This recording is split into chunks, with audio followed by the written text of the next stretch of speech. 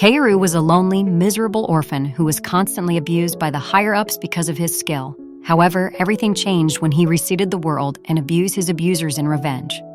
In the new world, while he harvests fruits in the forest one particular day, he suddenly hears a voice in his head that tells him to obtain the sight of the spirits. He wonders what this is but starts to wander further into the forest like a zombie, and soon reaches a lake where a spirit suddenly emerges from the water. She introduces herself as a star spirit and asks him what he desires, to which he replies that he wants the sight of the spirits that see all things. She immediately comes closer to him and kisses his right eye. Suddenly, he experiences a flashback to his previous life when he was a healer who had the power to revive and heal the injured. However, he was used as a slave by the nobles in battles and constantly drugged till he became useless to himself. During their final battle against the Demon King, when his masters got damaged and were expecting his useless ass to heal them, he rebelled and chose to fight the Demon King by himself. He could rebel because he had gained the skill of drug resistance the year before the battle, so he wasn't influenced by the heavy drugs they used on him again. Flair, the master he hated the most, told him this was useless because he didn't know how to fight, but he shocked her when he suddenly charged at the demons and began to isekai them. His healing power actually came with the ability to relive the experiences of everyone he healed, and through this, he could imitate their techniques and make them into his own. He soon came face to face with the Demon King, who demanded to know who he was, and he identified himself as a hero of recovery.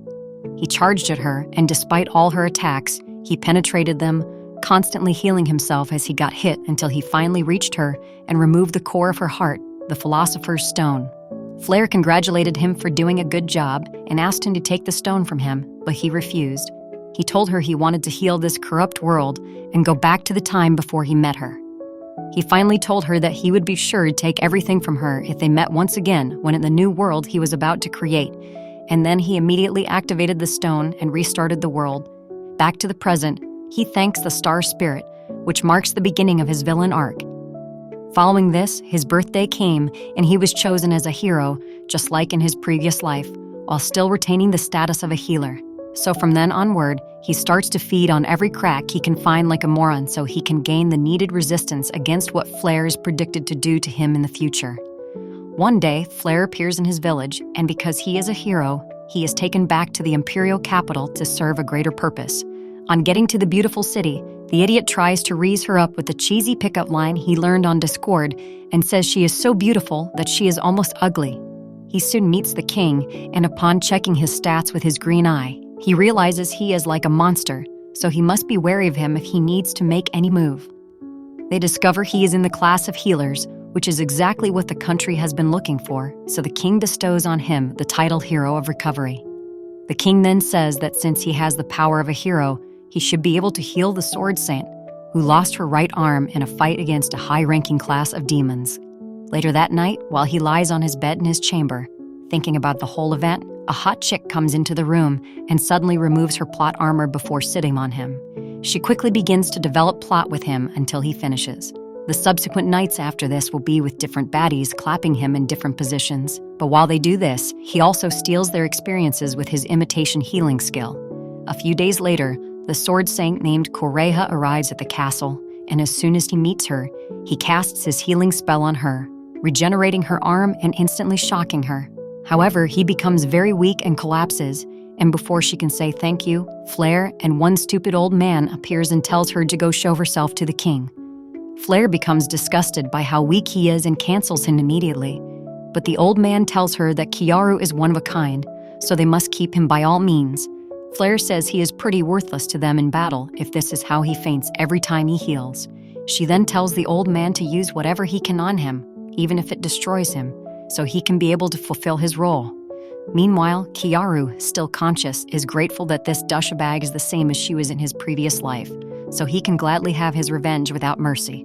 The next day, in his room, Kaoru starts to throw tantrums like a baby refused his toys, saying he doesn't want to be a healer because of the horror he experiences whenever he does. Flair tries to persuade him with cheap talk, but bro ain't buying that crap and insists that he is never doing this again. She pretends to be sympathetic and tells him she wouldn't force him to do what he doesn't want, so she leaves with the old man, but bro knows his past too well to fall for her cheeky act of sympathy twice. A maid soon arrives with a cup of tea from Flair to sympathize with him, and even though he knows it is drugged, he takes it, causing him to faint immediately.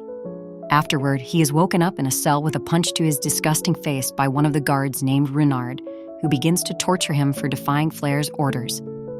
The old man enters the cell to give him more portion of the drug, and from then onward, several freakies visit him every night to get cultured with him, while also drugging him.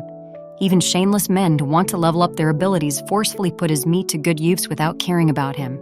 During this time, they continue to overuse him in the day to heal people even though he is exhausted and feeling terrible pains, and in the night, those baddies won't leave his meat alone. However, Kaoru has prepared for all this beforehand and only awaits the day his tolerance level will reach a threshold where he will awaken. One night, after Flair finishes drugging him as usual, she breaks the bottle on his head and heads out of the cell. However, Kaoru suddenly regains his mind and awakens, completely overcoming the influence of the drug. Then he immediately realizes that the time to carry out his revenge has come. Meanwhile, as she leaves, Flair perceives something strange, but she dismisses it and takes her leave. Over the next few days, Kaoru eavesdrops on the soldiers and gathers several pieces of information from them, waiting for the perfect time to strike. On a particular night, he discovers that the king is on a trip, and then he breaks his chains and escapes from prison. As soon as Flair hears, she becomes concerned and wonders how the heck he escaped. However, Renard manages to catch him and brings him to her. He then tells Flair that Kaoru said something that should not be ignored. Hearing this, Flair invites him to her chambers, and as soon as they get there, Renard immediately unaleds her guards and then strips her into her birthday suit. She is surprised and wonders what has come over him, but he smirks and transforms into Kaoru, shocking her. He breaks one of her fingers and tells her if she can remain quiet while he breaks all 10, he will end his revenge, and if not, he will continue. She immediately agrees to this and bears all the pain. However, as soon as Kaoru finishes breaking them, he heals them and starts all over, causing her to scream in pain. Following that, he takes her to her bed and prepares to destroy her with his mighty weapon. She tries to run but realizes that he has incapacitated her, so she starts to wriggle on the floor, trying to escape. However, he catches up with her, grabs a metal rod, and puts it inside fire before asking her to choose between this rod and that rod. She starts to beg for that rod, and after making her beg for a while, he destroys her. Afterward, he erases her memory and changes her face. He takes her with him and escapes, leaving behind a corpse that he had turned into Flair. He also set it all up to make it look like Renard was the culprit. And he changes his own face too into a charming guy since he used to look like a Halloween costume. While he sits in his new home the next day, he reasons that he has to become stronger and meet the Demon King to find out what she was trying to hide in his previous life. Flair soon wakes up in her new appearance with an empty head, and on seeing Kaoru, she wonders who he is and what her own name is. He calls her Freya and tells her they used to be lovers who loved developing too much plot. He brainwashed her with magic, and she immediately falls for him. Following that, they quickly engage in an intense workout session, after which she acts cuddly around him because of how good the session was. She asks him for his name, and he introduces himself as Kaoruga because he has been reborn. Following this, Kaoru and Freya make arrangements to leave the imperial capital for their safety. And as they leave, they see people gather around a wanted poster of Renard since he is believed to have been responsible for Flair's death. Kaoru smirks and continues walking, but as he leaves, he suddenly hears someone talking about Norn's return, making him scared. For context, Norn is Flair's younger sister, and in Kaoru's first life, she was the only one who recognized that he had regained his senses, which is why she is someone he would rather not be involved with this time around. The next day, Kaoru wakes up from a nightmare of his past life when he was used as a pleasure toy by Flair and her subordinates, Blade and Bullet, which makes him more determined to get revenge on them too. Several days after leaving the imperial capital, they arrive at another city and head to a bar to have some food. As they eat, Kaoru takes some water, but as he is about to drink, his super eye suddenly notices that it is poisoned, and he quickly stops Freya from drinking. He suspects that the water source in the town has been contaminated by monster carcasses, and this is starting to affect the citizens. Following this, he drinks the water, shocking Freya, but he tells her his healing power will make his body produce antibodies to fight against it, which would then become the antidote. Afterward, he drips a drop of his blood into the water, and it immediately neutralizes the poison within it. The next day, as they walk through the city, they come across a merchant and his aide, who Kaoru immediately recognizes that they are good using his green eye. He meets with them and tells the merchant he's got the cure for his infection. But the merchant thinks he is just one of those roadside drug vendors who are looking for who to scam. However, Kaoru asks the merchant to test the drug on his aide, whose life doesn't seem to be worth a dollar bill. As soon as the aide takes it, his infection is cured immediately, shocking the merchant, who also takes it instantly and gets healed. Kaoru, since he has finally gotten him to believe, tells him he has a box of the medicine and is willing to supply more if he buys it at 1 gold per vial. However, the merchant offers to buy the recipe instead, but Kaoru replies that it was passed down in his family, so he can't reveal it. They soon reach an agreement, and after Kaoru gets paid for the box of medicine, the idiot heads out with all that money and goes to a slave shop immediately to get his next workout partner. Upon getting the slave merchant and telling him he wants to get one, the old man starts calling him sir and shows him around to see the different options he can pick from. However, Kaoru is not impressed, and the old merchant takes him to the innermost part of the prison where the combat slaves are.